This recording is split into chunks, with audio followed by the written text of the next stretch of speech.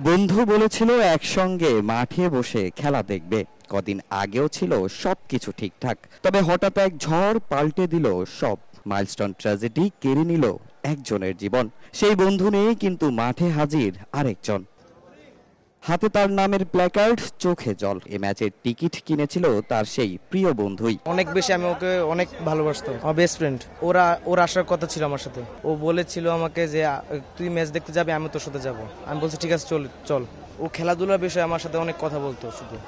পরে আমি ওকে একটা টিকিট দেখলাম চলো এখান থেকে একসাথে যাই। পরে ও স্পট ডেট হয়েছে, টাঙ্গাইলের বাসা। গ্যালারির একাংশে চোখে পড়ে আরেক আবেগ ঘন দৃশ্য। ভক্তরা ব্যানারে ধরে রেখেছেন এক নারী শিক্ষকের ছবি। তিনি মেহেরিন ম্যাডাম, যিনি সেই ভয়াবহ ঘটনায় নিজের জীবন উৎসর্গ করে ২০ জন শিক্ষার্থীর প্রাণ বাঁচিয়েছিলেন। তার মতো এই ঘটনায় প্রাণ হারিয়েছেন আরেক শিক্ষক মাসুকা বেগমও। তাদের দেয়া হয়েছে রাষ্ট্রীয় সম্মাননা। কিছুতেই মাইলস্টোন ট্র্যাজেডি ভুলতে পারছেন না কেউ। বাংলাদেশ ক্রিকেট বোর্ডও তাদের দায়িত্ব ভুলে যায়নি। দ্বিতীয় ম্যাচে ছিল নানা কার্যক্রম। এছাড়া এ ম্যাচের পুরো টিকিট বিক্রির অর্থ ব্যয় করবে মাইলস্টোন ট্র্যাজেডিতে নিহত ও আহতদের সহায়তায়।